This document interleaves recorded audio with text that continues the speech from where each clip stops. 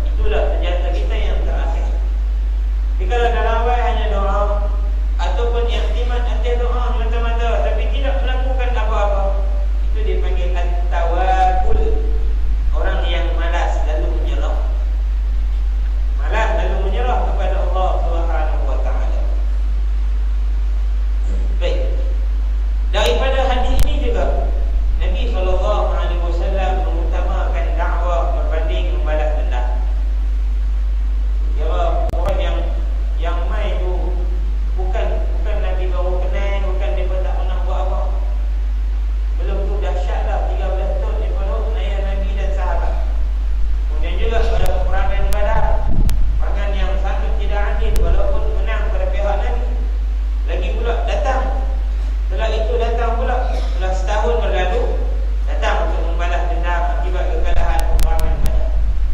Nabi SAW lebih mengutamakan dakwah berbanding untuk menghapuskan mereka. Nah, itu kita lihat akibat daripada Nabi tidak berdoa menghapuskan mereka. Di kalangan tokoh-tokoh Quraisy beriman kepada Nabi, dan mereka ini mencorak warna dakwah, landscape dakwah yang ada ketika itu. Di kalangan mereka, di kalangan panglima perang yang turut serta dalam peperangan Uhud ialah Khalid bin Al-Walid, Amr bin Al-As, Abu Sufyan ni panglima tertinggi peperangan Uhud. Tiga-tiga mereka memeluk Islam.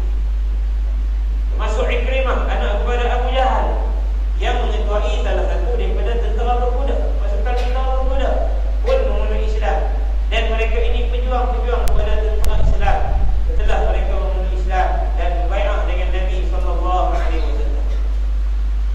Ini hikmah yang cukup besar daripada doa yang Nabi SAW panjatkan kepada Allah. Lalu Allah merubah hati mereka daripada terus menentang Islam kepada bersama-sama dengan Islam. Demikian kita lihat orang yang begitu memusuhi Islam, tiba-tiba Allah merubah sikit. Dia kata, yahdi man yasha, Allah boleh bagi hidayah kepada siapa sahaja. Hadis yang ketiga, kata Nabi SAW, doa ni ingat saya dulu bila Syekh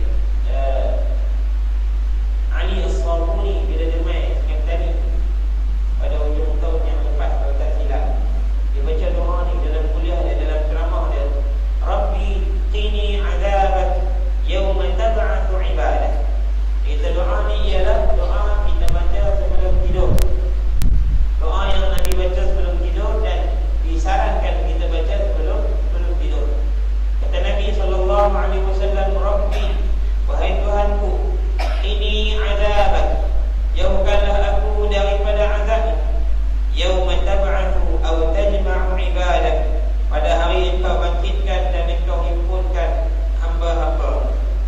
Kira waktu kita nak tidur, nak serah urusan nyawa kita kepada Allah, kita doa, ya Allah, Engkau lindungilah aku, jauhilah aku daripada azab-Mu, ya Allah.